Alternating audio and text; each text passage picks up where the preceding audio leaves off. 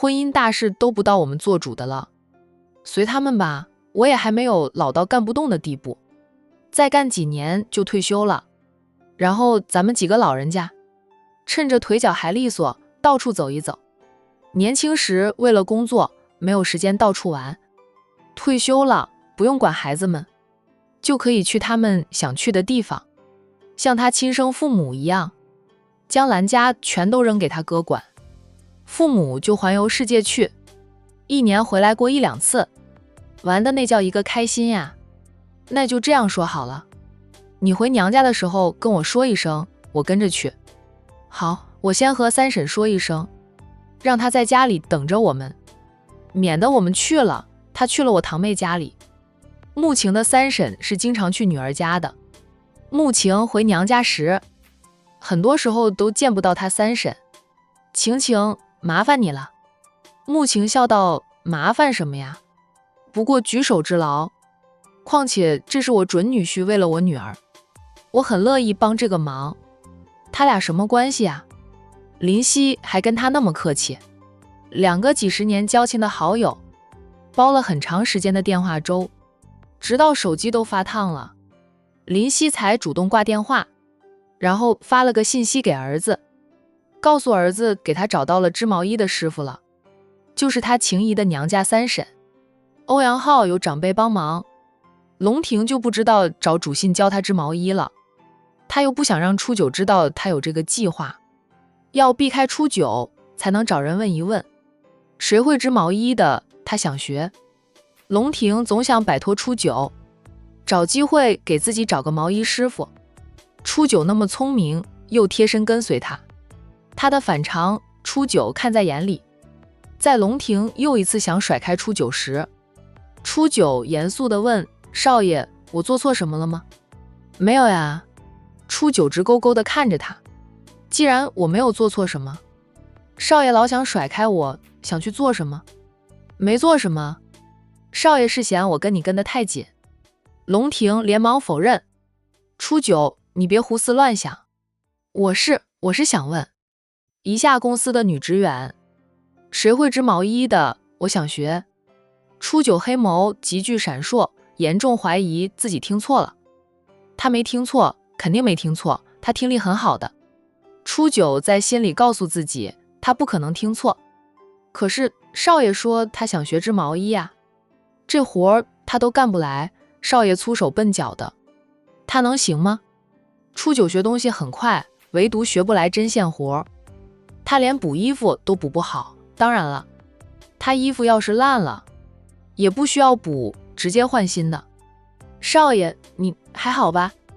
初九关心地问，你昨晚喝醉酒，应该没有酒精中毒，毒坏了脑吧？龙婷好笑的道，没有，我好得很，没有鬼上身。龙婷忍不住弹一下他的额头，你想到哪里去了？这个世界上哪里有鬼？我杀气这么重，就算有鬼也怕我，哪里敢上我的身？初九说道，少爷没有鬼上身，没有中毒坏了脑，无端端的，怎么会想到学织毛衣？少爷觉得自己太闲吗？今天少爷心不在焉的，工作效率极低，打算将工作堆积成山，留着周少过来处理。周少能10天不想搭理你。龙婷笑了一下，说道，你就当我鬼上身吧，但我就想审织毛衣。初九，你现在知道我想做什么了，在这里坐着，不要跟着我了，我去问一下谁会织毛衣的。初九抿了抿唇，说道，那好吧，我不跟着。他怕跟着去会笑场。没有初九跟着，龙婷厚着脸皮去问别人，谁会织毛衣的，他想学。很快龙腾集团的高层都知道，他们的老板想学织毛衣，一个个都傻了眼，以为自己听错了。可老板是真的问了他们，难道他们以后帮着老板管理公司，还需要学会织毛衣吗？一个个都在心里想着回家后赶紧问问家里的母亲或者老婆，会不会织毛衣，他们要学。君言压根不知道，因为他随口一个建议，会带出这么大的连锁反应。周阳也不知道他的合伙人放着工作不干，跟人学织毛衣。富家爷孙今天虽说不用他陪同了，但周扬还是早早就去了管城大酒店，继续陪着富家爷孙，带着他们在附近逛逛。傅婉宁买了些特产，是周扬说味道不错的，他也当场尝过，觉得好吃，想带点回去给母亲尝尝。又去买了一套珠宝，买了2套护肤品，这些都是他给母亲准备的礼物。每次出差只要有点时间，他都会给母亲买份礼物带回去。虽然母亲耳根子软，没有心机，容易被舅舅阿姨们利用，始终是他的亲妈，还是很疼爱他的。只要母亲不干涉公司的事，不想着将他的表哥表姐安插进傅氏集团当高管，傅婉宁愿意哄一哄母亲，当个孝顺的女儿。周扬看着傅婉宁买东西，他问傅总不给自己买2套护肤品吗？傅婉宁说道，我的护肤品还没有用完，暂时不用买。化妆品呢？也有，他什么都不缺，那么累赚那么多钱，他当然不会亏待自己。周扬还是帮他挑了一套适合他这个年纪的女人用的护肤品，说道，我也没有什么礼物送给傅总的，就给傅总买套护肤品吧。不用了，谢谢周总的好意，我真的不缺这些东西。周扬坚持，傅总远道而来，怎能让傅总空着手回去？这是我的待客之道，每个与我合作的客户，我都会送些小礼物，是我的一点小心意。事实上，很多客户过来谈合作时，都是先给周扬送来厚礼，周扬给他们的回礼。傅婉宁是他主动要送的，他这样说，傅婉宁便没有再拒绝，因为他有时候也会给合作的客户赠送礼物。周扬给傅婉宁买了一套护肤品，又给傅老备了一份礼物，就连没有见过面的傅太太，周扬都细心地买了一份礼物，让傅婉宁带回去。周总太客气了，又让周总破费。周扬笑，一点小心意，傅总不要嫌我礼薄就好。傅老就不跟周扬客气，周扬送什么给他，他都欢喜地收下。孙女对战家大少爷不感兴趣，他便又瞄准周扬，很希望孙女能和周扬擦出火花。周扬温润如玉，是个谦谦君子哦，得撇开周扬在生意场上的手段，在商海是需要有手段有魄力。傅老不觉得那是心狠，毕竟他也有周扬那样的手段。000，周扬的手机响了，是他小姨打来的。周扬当着傅家爷孙俩接听了小姨的来电。洋洋，婉宁是不是今天就走？海童说道，他不愿意多待几天吗？匆匆来又匆匆回去，我挺喜欢他的。周扬看向傅婉宁，小姨，傅总很忙，能在管城逗留3天已是极限。小姨喜欢他的话，有空可以去傅家做客，我想傅总会很欢迎你过去的。欢迎，随时都欢迎。傅婉宁露出了一点笑脸，海阿姨，我也很喜欢你，你啥时候有空就去我家做客。好，改天有空了我就去。婉宁，我给你们准备了一些礼物，让人给你送过去了。你们现在外面还是在酒店？我是让人送到酒店给你们的。周扬将手机递给傅婉宁，傅婉宁向海童道谢，收下海童送给他的礼物，海阿姨的一片心意，他不领的话，海阿姨会生气的。下次他再过来，也给海阿姨带礼物。婉宁，要不就多留2天，我过2天可以休假。海童忍不住挽留。傅婉宁笑了笑，说道，海阿姨，公司真的很忙，我不能再留了，得赶回去，估计我的活儿已经堆成山。下次吧，以后机会多的是。我和周总的公司合作，以后会常来的，以后过来我都请海阿姨请吃，海阿姨赏脸就行。海童说道，你过来便是客，我是东道主，怎能让你请我吃饭？咱们就当朋友走动，虽说咱们年龄差距大，我觉得跟你一见如故，是真心把你当朋友看待。周扬在一旁听着，眼神深深的，不知道想什么。小姨那么喜欢傅婉宁，有其他想法吧？但愿不是她想的太多。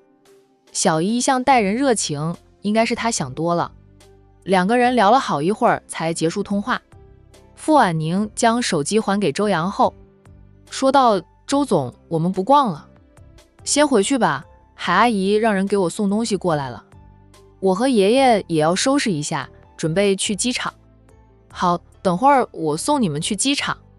周扬想着，既然都不回公司，干脆就将地主之谊尽到底，送傅家爷孙俩去机场坐飞机。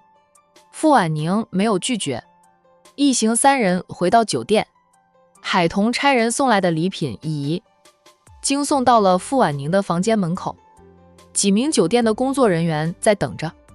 看到他们手上提着大包小包的，海阿姨说的是一点小心意。这是一点小心意吗？门一开，那些人把东西拿进去，放在沙发上，很快就沙发堆满了。傅婉宁有点头痛地对周扬说道：海阿姨送的太多了，我爷俩都带不了那么多东西。周扬说道：没事，你多买个行李箱，把东西都装进行李箱托运，回去后有人过来接你们，也不需要你搬，要不我帮你快递寄过去。我小姨就是那样，她待人很热情，只要有客人来了，她恨不得将家里的各种补品都打包送人。小姨家里各种补品堆成山，小姨说吃不了那么多，总叫她带一点回去吃，说她天天加班那么累，要好好补一补。周扬家里也不缺这些呀，怪不得宝宝一听到要喝补汤、吃补品呀就变脸，赶紧找借口逃出家门。吃怕了。父老看了一下海童送来的礼品，有滋补的，也有一些管城特产，更有珠宝首饰以及名牌护肤品、名牌包包，不过以补品居多。海童是真热情。父老想着自己孙女对战家大少爷不感兴趣，无法和海童做婆媳，要是孙女和周扬在一起，孙女就是海童的外甥媳妇也不错呀。虽说孙女儿反复说过不想嫁人，只想做试管婴儿生2个娃，父老是不想死心的，始终想让孙女找个好男人嫁了，不上门也可以2头婚吗？副总，酒店旁边有家商场，我去商场帮你们买2只行李箱回来，把东西装好一起带到机场，托运就行，人到东西到比快递快很多。傅婉宁向周扬道谢，认可了周扬的安排。周扬让2人先收拾东西，他去买行李箱。等周扬走后，副董对孙女说道：婉宁，这个海童是真热情呀，对你也真的很好。你看给咱们送来的礼品，连给你妈的都准备了，她太有心了。海阿姨是很好，我跟海阿姨一见如故。傅婉宁没有多想，爷爷，咱们赶紧收拾一下就去机场。咱们也没有什么好收拾的，就一套换洗的衣服。副董在沙发上坐下来，周扬办事周到，还亲自去给咱们买行李箱。这年轻人不错，比我过去接触到的年轻老总都要好，教养也是一流的，不愧是大家族培养出来的。他身边的长辈全都是优秀的人，就将他培养得很好。周扬的母亲是江城凤氏家族的家主，那是100年的名门望族。虽说周扬的妈妈是后面才回去接班的，但人家本就是一个优秀的女人，将儿子教育得很好。听说还有海童的功劳。周扬出生后，很多时候都是他小姨照顾他，受他小姨的影响挺大的。在他妈妈接管凤氏家族，稳定局势后，他才跟着母亲去了江城。爷爷，你是不是还不死心？还肖想着人家周总当你的孙女婿？战大少爷想不到了。爷爷退而求其次，又盯着周总不放了。你以为你孙女国色天香，风华绝代，好男人任我挑。傅婉宁真拿爷爷没办法，他说了无数次的话，爷爷都没有听进去。